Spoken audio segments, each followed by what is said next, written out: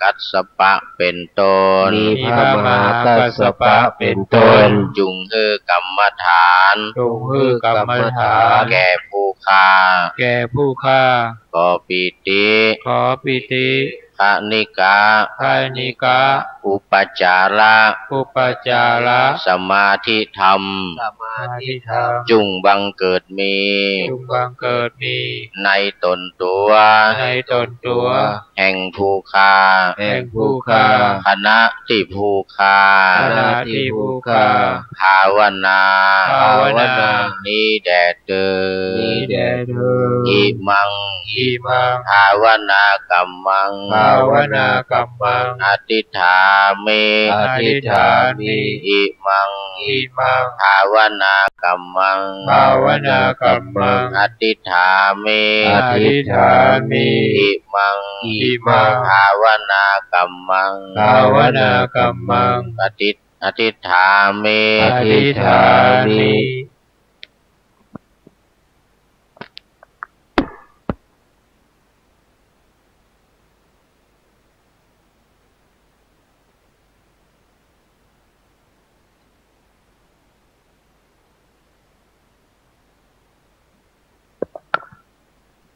ต่อไปนั่งขัดสมาธิชั้นเดียว2 ชั้นหรือขัดสมาธิเพชรก็ตามอัธยาศัยทำสมาธิภาวนาสมถะหรือวิปัสสนาก็ตามอัธยาศัยไปจนกว่าถึง1 ทุ่มเพราะว่ามีรายการพระไตรปิฎกลอยฟ้าเข้ามาแทรกตอนนี้ตั้งแต่เวลานี้เป็นต้นไปแล้วหลังจากที่1 ทุ่มไปแล้วนี่เราก็จะได้ปรงกรรมฐานและแผ่เมตตาสืบต่อไปขอพรประเสริฐจงบังเกิดแก่คุณพ่อคุณแม่คุณตาคุณยายคุณปู่คุณย่าน้าป้าหญิงชายที่พี่น้องทั้งหลายที่ฟังรายการพระไตรปิฎกลอยฟ้าวันนี้ขอให้ท่านมีสุขมหาศาลทั้งใจกายสุขสนุกสำราญทั่วทุกถิ่นฐานตลอดกาลไปพระไตรปิฎกมี3 ตะกร้าอภิธรรมาพระสูตรวินัยอาตมาจะนำมาขยายพร้อมคำบรรยายตลอดรายการขอให้ทุกท่านตั้งกัลยาจิตฟังแล้วโปรดคิดถามเขียนแก่นสารโทรศัพท์เข้าในรายการหรือสนทนาผ่านเว็บเฟซไลน์ของเรารายการนี้มี4 เวลาเด่นเช้าสายบ่ายเย็นตามเกณฑ์ค่ำเช้าส่งจดหมายมาสถานีเราอยากจะให้เล่าเรื่องใดบอกมาอยากได้ซีดีหรือแฮนดี้ไดรฟ์เชิญแจ้งมาในรายการเถิดหนายินดีส่งให้ตลอดเวลาสวดมนต์ภาวนานำพาสุขใจเข้าทาง YouTube สรุปย้อนหลังทุกรายการฟังชมอย่างสบายพิมพ์คำว่าวัดฝายหินนั้นไซท่านก็จะได้ชมรายการดี2 ช่วงแรกนั้นเป็นการศึกษาพุทธศาสนาจากปิฎกทั้งหลายทั้งผู้รับฟังทั้งผู้บรรยายจะพากันได้พระปัญญาญาณช่วง2จะได้ให้ใจหลุดพ้นจากปุถุชนสู่พระนิพพานประสบสุขสันต์อย่างมหาศาลชมฟังรายการณบัดนี้เถิดขอถวายความนอบน้อมแด่พระรัตนตรัยมีพระพุทธเจ้าเป็นประธานและขอถวายความเคารพพระมหาเถระพระเถรานุเถระเจ้าคณะพระสังฆาธิการทั่วโลกและขออำนวยพรแด่ท่าน ผู้ฟังทางวิทยุทั้งท่านผู้ชมทั้งในเว็บไซต์ทางอินเทอร์เน็ตทางเว็บไซต์ของวัดฝายหินwww.phaihin.org และ www.lightbox.me ตามอัธยาศัยในช่วงแรกของรายการนี้ก็เป็นปกิณณกกถา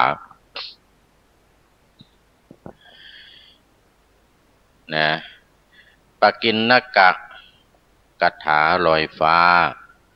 เล่าเรื่องนานาสาระทั่วไปเป็นกิจกรรมที่ทำทั่วไทย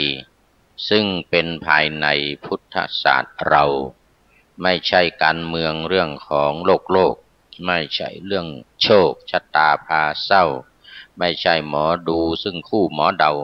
ไม่ใช่มัวเมาลุ่มหลงงมงายแต่เป็นเรื่องศาสนพิธีบวชพระบวชชีทำดีหลากหลายกฐินผ้าป่านำมาบรรยายงานศพคนตายแผ่ผายยายบุญ งานประเพณีส่งน้ำพระธาตุพิธีตักบาตรฟังธรรมคุณงานฉลองโบสถ์สมโภชสร้างบุญอุปถัมภ์ค้ำจุนพระสงฆ์องค์เณรประชาสัมพันธ์งานการกุศลแก่ประชาชนที่ให้คนรู้เห็น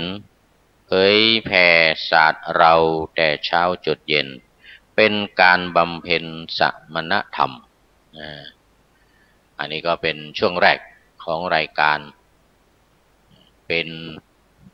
เรื่องทั่วๆไปหรือไม่ก็เป็นถ้าเป็นอาหารก็เป็นออเดิร์ฟออเดิร์ฟของเมนูอาหารหลักๆเป็นออเดิร์ฟเล็กๆน้อยๆเรียกน้ำลายไหลว่านี่ขนาดเล็กน้อยอย่างนี้ยังอร่อยเมนูใหญ่จะอร่อยขนาดไหนอะไรทำนองนั้นรายการพระไตรปิฎกลอยฟ้าของเรานี่ก็จะมีแบบเดียวกันคือแบบให้ได้รับฟังเรื่องทั่วๆไปก่อนเป็นที่น่าสนใจหรือไม่น่าสนใจก็แล้วแต่เรื่องต่างๆที่นำมาพูดแล้วจึงเข้าสู่ช่วงที่สองของรายการก็คือสาระพระธรรมที่จะนำมาเสนอซึ่งเรียกว่าศาสดาลอยฟ้าเรียกว่าศาสดาลอยฟ้าเพราะอะไรก็เพราะว่า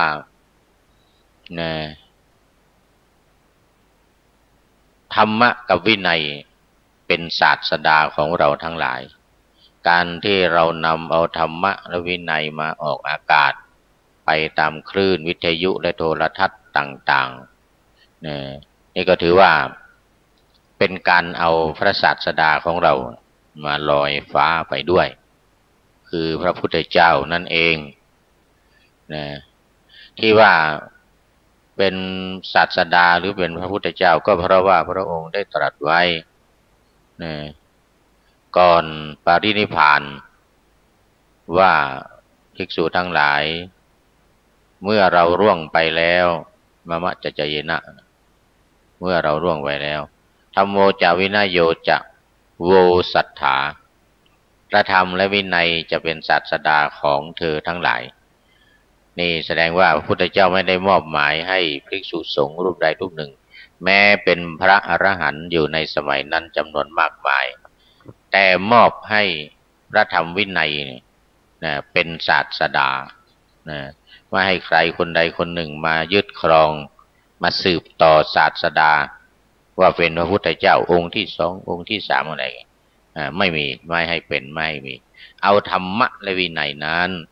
เป็นศาสดาของเราเป็นครูของเราดังนั้นธรรมะและวินัยในพระไตรปิฎกนี่จึงมีความจำเป็นที่พุทธบริษัทของเราทุกคน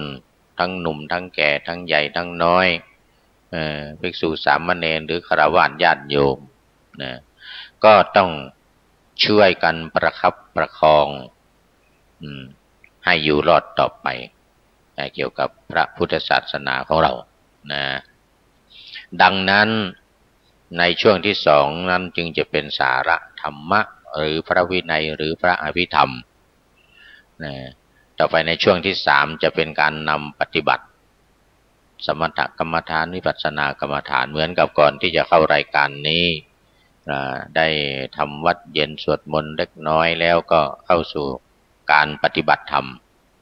การปฏิบัติกรรมฐานสมถกรรมฐานวิปัสสนากรรมฐานอันนี้ก็เป็นหน้าที่เป็นหน้าที่ของเราพุทธบริษัทดังพระบาลีว่าจะตุนนังปะริสานันจะทุรานิพุทธศาสเนคันถาเยวะทุรานินจะวิปัสสนาทุรานิจะแปลว่าหน้าที่ทุรานี่คือหน้าที่ทั้งหลายหน้าที่ของบริษัทสี่จัตุนังปริสานังหน้าที่ของบริษัทสี่ในพระพุทธศาสนาคือการศึกษาเล่าเรียนพระธรรมวินัยเรียกว่าคันธทุระสองการนำเอาธรรมะที่ได้ศึกษานั้นมาปฏิบัติทุกแง่ทุกมุมตั้งแต่ระดับต่ำถึงระดับกลางถึงระดับสูงขั้นฝึกจิตขั้นอุกฤษไปโน่นเลยนี่เป็นการเอาภาคปฏิบัติของรายการวัดไตรปิฎกลอยฟ้าภาคปฏิบัติถือว่าสำคัญมากเป็นหนึ่งในสองของหน้าที่พุทธบริษัทเราดังกล่าวแล้วดังนั้นการ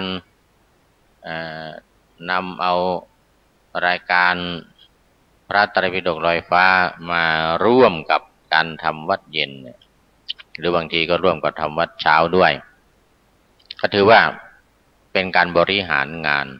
ทั้งสองส่วนให้ไปด้วยกันคือส่วนสมถกรรมฐานทำจิตให้สงบ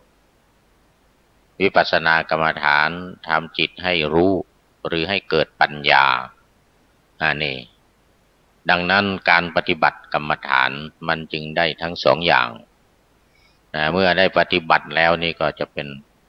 สูงสุดในพระพุทธศาสนาที่จะได้รับผลของการปฏิบัตินั้นที่เรียกว่าปฏิเวทนี่เรียกว่าปฏิเวทหรือปฏิเวทธรรมได้แก่การรับผลของการกระทำของการปฏิบัติของเราของการปฏิบัติของเราดังนั้นคำว่าวิปัสสนากรรมฐานจึงแตกต่างจากกรรมฐานธรรมดาที่เป็นสมถะ40ข้อเป็นธรรมดาส่วนวิปัสสนานี้เป็นสำคัญเป็นสิ่งสำคัญมากเพราะว่าถ้าหากว่าเราได้ศึกษาแล้วในข้อที่หนึ่งที่ว่าไม่ค่อยสำคัญเท่าไหร่นะแต่มันก็สำคัญอยู่ในตัวว่าเราต้องศึกษาธรรมะวินัยแล้วนำมาปฏิบัติก็ไม่ใช่ขี้ไก่เหมือนกันขี้เป็ดฝ่ายการศึกษาสำคัญเพราะว่าถ้าเราไม่รู้หลักการไม่รู้การปฏิบัติไม่รู้หัวข้อธรรมที่จะนำมาปฏิบัติเราก็ไม่สามารถที่จะบรรลุธรรมได้รู้แจ้งเห็นจริงได้นี่เรื่องของเรื่องมันดังนั้นมันจึงมีความสำคัญเหมือนกันทั้งสองคือการศึกษาและการปฏิบัติควบคู่กันไปพูดถึงเรื่องของการศึกษาการปฏิบัติต้องขอประชาสัมพันธ์อีกเล็กน้อยที่หมู่บ้านโป่งกลุ่มอำเภอดอยสะเก็ดจังหวัดเชียงใหม่คณะสงฆ์จังหวัดเชียงใหม่ได้จัดการปฏิบัติธรรมขึ้นที่พุทธมณฑลสร้างใหม่บริเวณบ้านโป่งกลุ่มอำเภอดอยสะเก็ดตำบลป่าเมี่ยงอำเภอดอยสะเก็ดจะเริ่มในวันที่17ที่จะถึงเนี่ย17 18 19ทุกสัปดาห์ที่3ของเดือน17 19 19เนี่ยเป็นสัปดาห์ที่3ครั้งแรก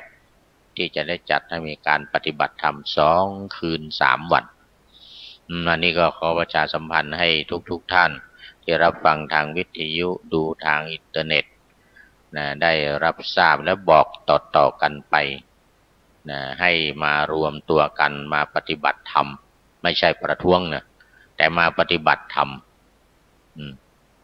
กำหนดทั่วจังหวัดเชียงใหม่ประมาณ125 รูปคน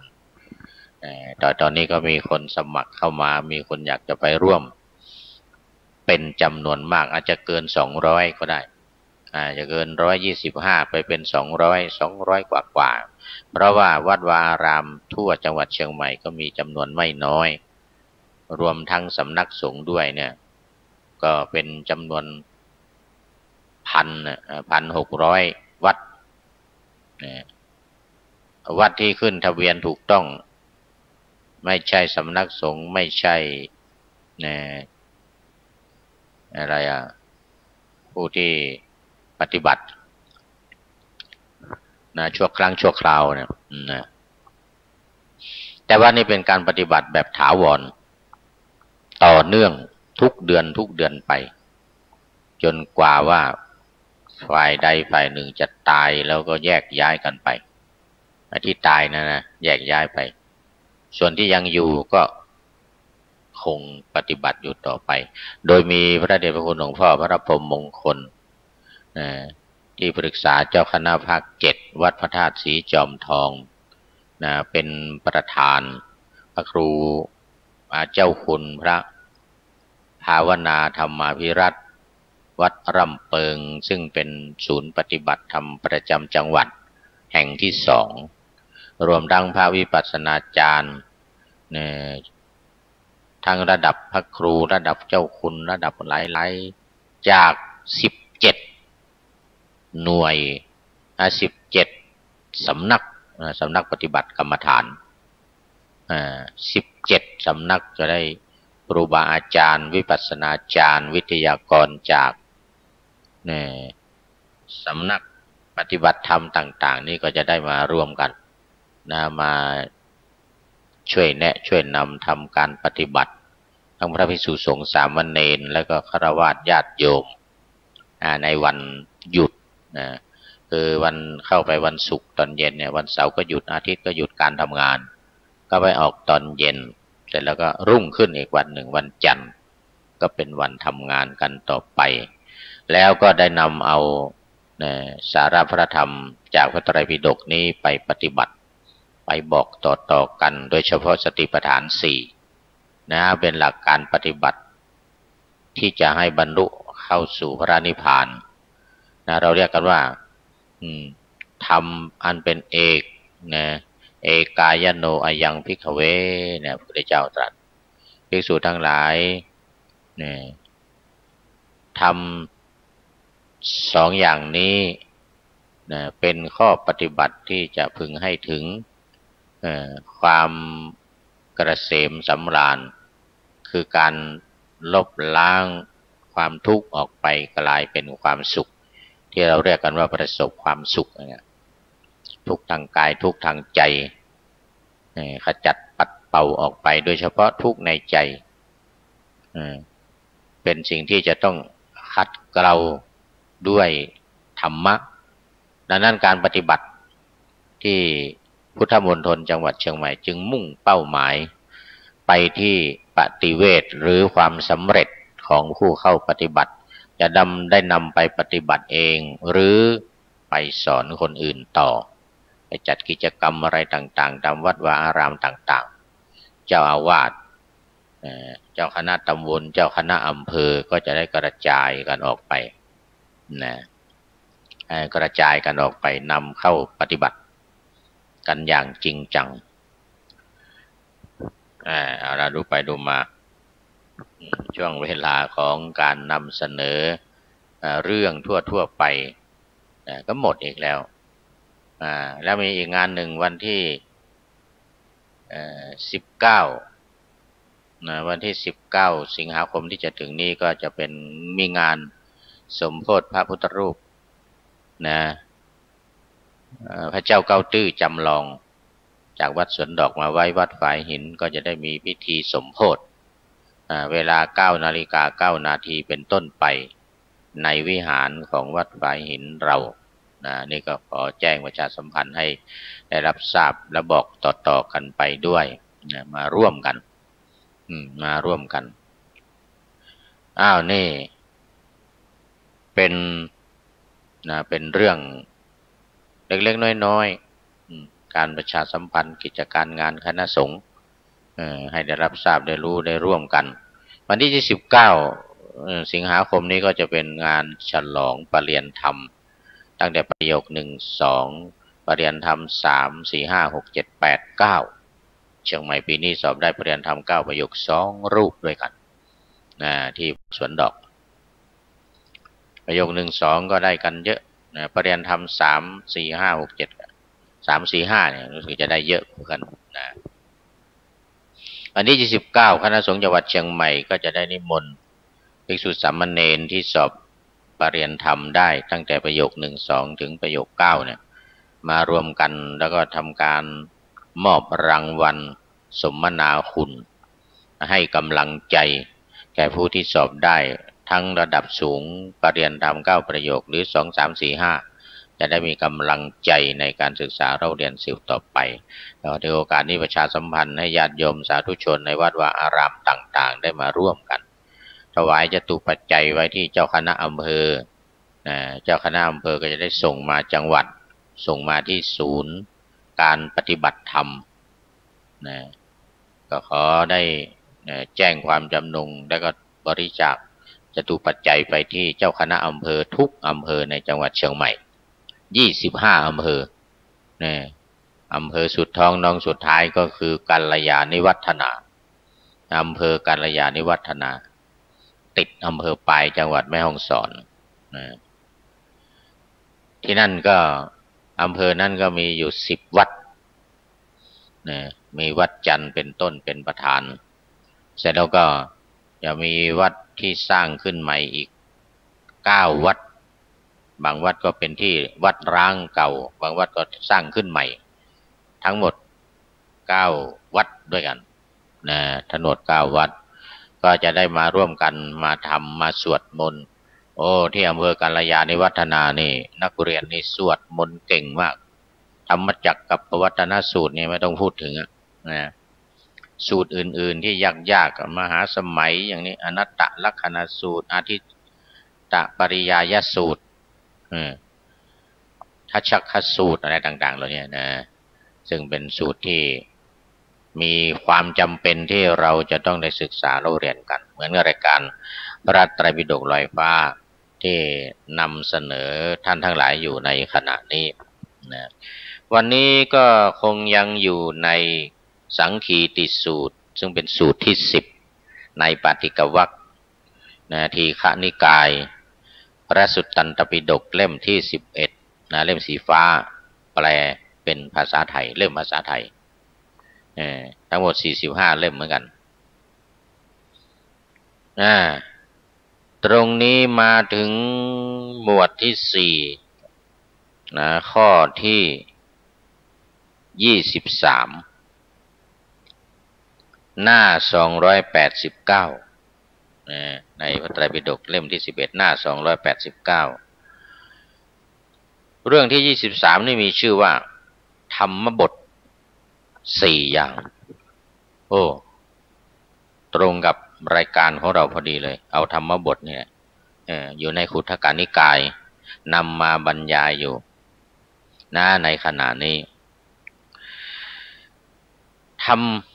มบท4คืออะไร1ธรรมบทคืออนัพิชนาหมายถึงความไม่เพ่งเล็งอยากได้ของเขาอนัพิชนานี่คือไม่คือไม่อนะอยู่หน้าพิชะแปลว่าความอยากความต้องการความละโมบโลภมากก็มีอย่างอภิชฌาเนี่ยที่เราขึ้นต้นกรรมฐานเราจะได้ขอว่าให้จิตเกิดเป็นสมาธิ และให้ได้ละอภิชฌาและโทมนัสในโลกให้ได้อย่างนี้นะอภิชฌาโทมนัสอภิชฌาก็คือตัวนี้แหละตัวระบบโลภมากนะครับตัวที่มีความอยากมีความต้องการสูงเลยทำให้เกิดมีการคอร์รัปชันให้มีการคดโกงกันเนี่ยเพราะความอยากความต้องการในการที่จะเป็นเจ้าของเป็นเจ้าของแต่ว่ามีอะนะเข้ามาแปลว่าไม่ดังนั้นก็จึงแปลว่าไม่ต้องการไม่สนองความกิเลสนะทำในสิ่งที่ว่าจะขับไล่มันออกไปอย่างไรอภิชฌาเนี่ยอภิชฌาวิสมะโลภะความโลภที่จัดข้อที่สองพยาบาทความไม่คิดร้ายนะไม่คิดร้ายแปลว่าพยาบาทมาในหมวดธรรมหลายข้อพยาบาทเนี่ยมาในหมวดธรรมหลายข้อคือความโกรธความไม่พอใจอาฆาตพยาบาทคนที่ทำกับเรามาก่อนไม่ว่าจะในชาตินี้หรือชาติก่อนที่ผ่านมาพอมาเห็นกันเนี่ยนะมันก็จะคิดตอบแทนตอบสนองตอบแทนตอบสนองเพราะความไม่พอใจที่เกิดขึ้นดังนั้นข้อที่สองเนี่ยพยาบาทไม่คิดร้ายนะพยาบาทขออภัยถ้าพยาบาทเป็นการคิดร้ายจองล้างจองผลาญคิดจะฆ่าคิดจะทำลายแต่นี่เป็นอภิชฌาเดี๋ยวเป็นพยาบาทที่ว่าไม่คิดร้ายต่อคนอื่นเหมือนหลักอุดมการณ์ของพระพุทธศาสนาที่ว่าไม่อาฆาตพยาบาทไม่ติดใจในสิ่งที่ไม่ดีที่เราได้รับผลมันจะเป็นผลกรรมที่เราทำไว้ในชาติก่อนในปางก่อนหรือแม้แต่ชาตินี้ตั้งแต่เด็กมาจนถึงโตเป็นผู้ใหญ่นี่อาจจะเป็นได้เราจึงประสบกับสิ่งที่ไม่น่าปรารถนาประสบกับสิ่งที่ทำให้เรานั้นมีความทุกข์มีความทุกข์เหล่านี้เป็นต้นพยาบาทข้อที่สามสัมมาสติคือระลึกชอบนี่อยู่ในองค์8ประการหนทางที่จะเข้าไปสู่พระนิพพานก็คือมีสัมมาทิฏฐิสัมมาสติความระลึกชอบสัมมาสติความระลึกชอบก็คือ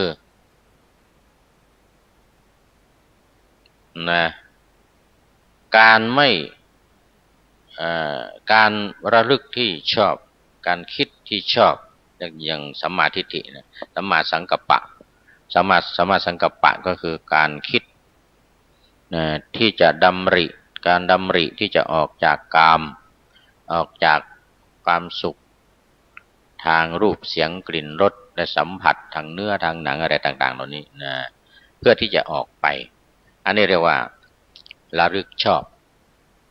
หรือดำริชอบอันเดียวกันคิดชอบอันเดียวกัน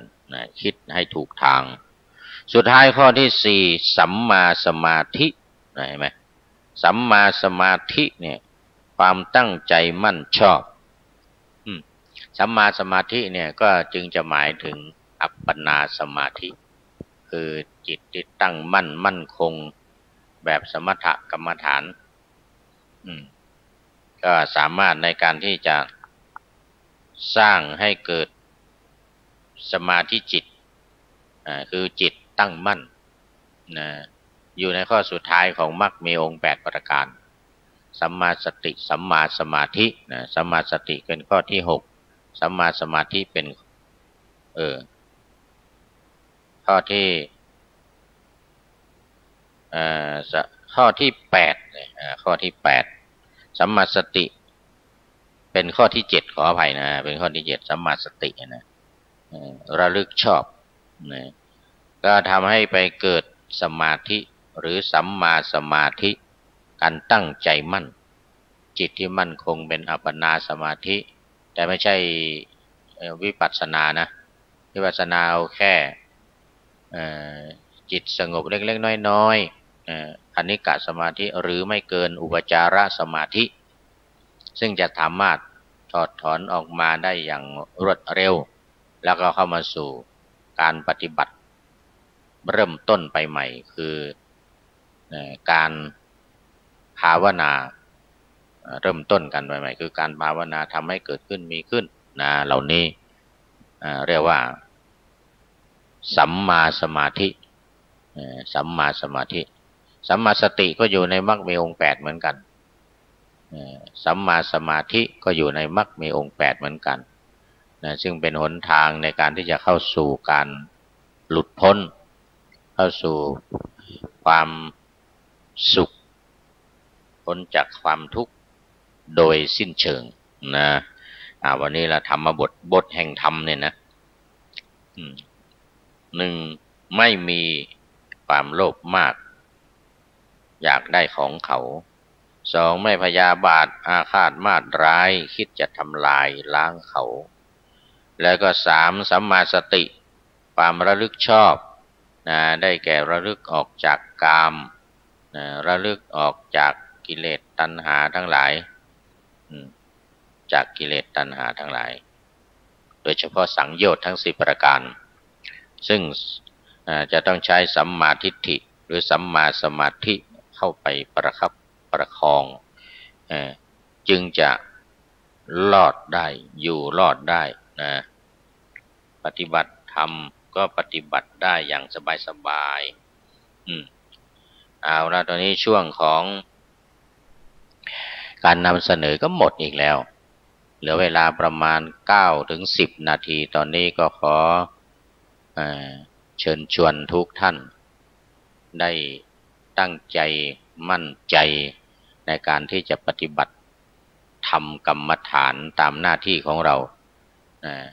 ซึ่งมีความสำคัญไม่น้อยกว่าการศึกษาพระธรรมวินัยศึกษาพระบาลีศึกษาพระไตรปิฎกนะ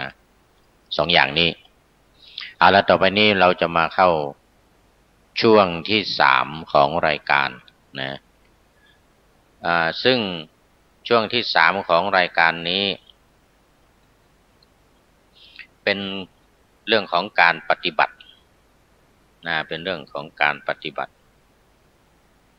วิปัสสนาลอยฟ้าวันนี้สาระดีๆมีหลายเรื่องหนอขอเชิญติดตามสนความคอยรอชมฟังให้พอต่อความต้องการแล้วปฏิบัติหัดทำดำริสมถวิปัสสนาญาณหลักการทั้ง2ของกรรมฐานเอาปัญญาญาณปราบมารภายในมารคือกิเลสเหตุโลภโกรธหลงสังโยชน์10 องค์ปลดปลงให้ได้ละสักกายทิฏฐิสงสัยพร้อมทั้งทรมานกายเป็นโสดาบันนะลดความโลภความโกรธความหลงให้เบาบางลงเป็นอีก1 ขั้นคือสกทาคามีอริยันเป็นบุคคลอันประเสริฐเลิศธรรมคือละกามฉันท์ยันปฏิฆะเป็นอริยมงคลที่3คือพระอนาคามีเรืองนามผู้ไม่มีกามและความเคืองใจละอุทธัมภาคิยสังโยชน์อันเป็นภัยโทษอย่างขนาดใหญ่ความใคร่ในรูปฌานภายในอรูปฌานไซก็ได้ละวางมานะคือการถือตัวทั้ง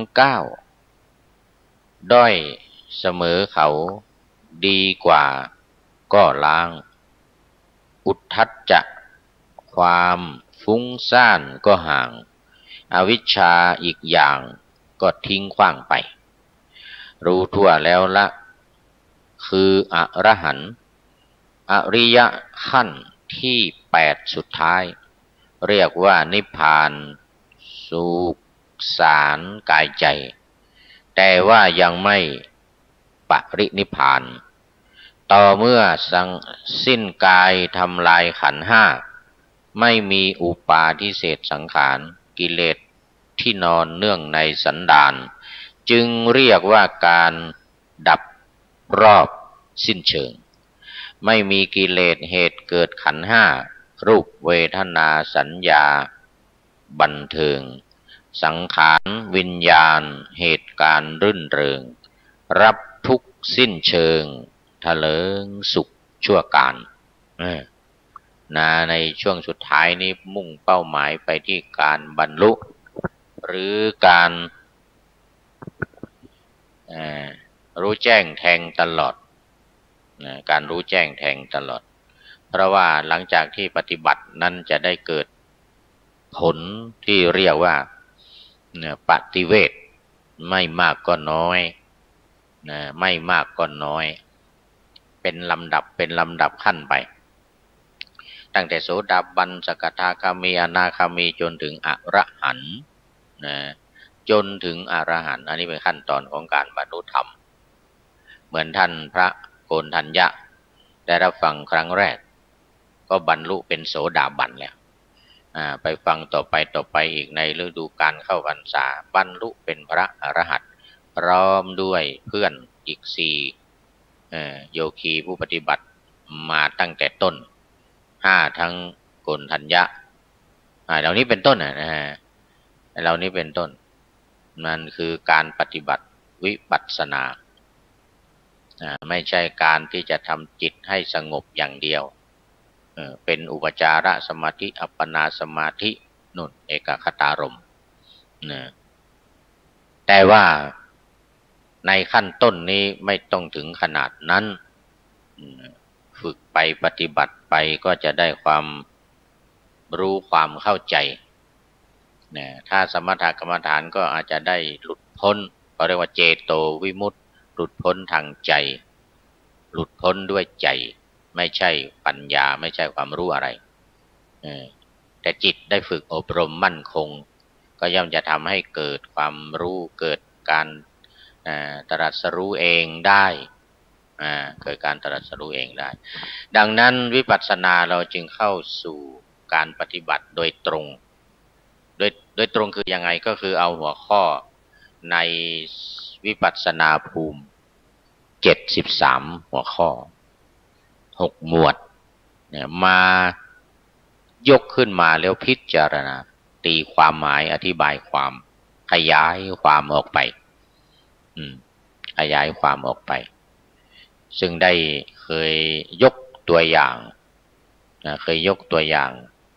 เรื่องขันธ์5มาแล้วทั้งตีความหมายทั้งอธิบายความเวทนาคืออะไรเวทนาคือความรู้สึกเวทนาตัณหาคือความอยากความต้องการผัสสะอันเกิดจากผัสสะคือการถูกต้องกับความเย็นความร้อนความอ่อนความแข็งสัมผัสทางเนื้อทางหนังอันนี้เรียกว่าเป็นกามสุขเป็นสุขในทางกามเป็นสุขของคนธรรมดาทั่วไปเป็นสุขของปุถุชนคนธรรมดาดังนั้นการปฏิบัติก็จะได้ขอแนะนำในเรื่องของการทำวิปัสสนาโดยตรงก็คือ1การฟังเหมือนที่ท่านทั้งหลายกำลังฟังอยู่ขณะนี้2การคิดมี2อย่างคือนำเอาสิ่งที่ได้ยินได้ฟังได้อ่านได้เรียนได้เขียนได้ท่องบนไว้มาปฏิบัติมาฟื้นฟูมาปฏิบัติแล้วก็การกระทำหรือการให้เกิดขึ้นให้มีขึ้นที่เรียกว่าภาวนามยปัญญา นัยยะวิธีการโดยการที่จะให้เกิดปัญญาเนี่ยโดยการภาวนาคือการกระทำยกเอาหัวข้อใน73ข้อเนี่ย6หมวดนี้ขึ้นมาข้อใดข้อหนึ่งแล้วก็พิจารณาตีความหมายอธิบายความให้กว้างขวางยิ่งขึ้นให้รู้ก็รู้ชัดเจนยิ่งขึ้นนำมาปฏิบัติอย่างนี้ให้รู้อย่าไม่น้อยก็มากยิ่งรู้มากๆก็จะสามารถตัดกิเลสตัณหาความทุกข์ยากทั้งหลายออกไปความสุขก็เข้ามาแทนที่ว่าความสุขนี่มันเป็นเพราะว่าไม่มีความทุกข์นั่นเองเมื่อตัดไปได้ตัดกิเลสทั้งหลายไปได้ก็มีแต่ความสุขคือพระนิพพานเหมือนที่พระพุทธองค์ตรัสว่านิพพานังปรมังสุขังพระนิพพานเนี่ยเป็นสุขสุดยอดสุขอย่างยิ่งเป็นสุขอย่างยิ่งเพราะอะไรเพราะว่ามันไม่มีทุกข์คนเราถ้าไม่มีทุกข์ก็มีสุขสองอย่างเลยดังนั้นการบรรลุนิพพานเนี่ยมันไม่มีทุกข์แล้ว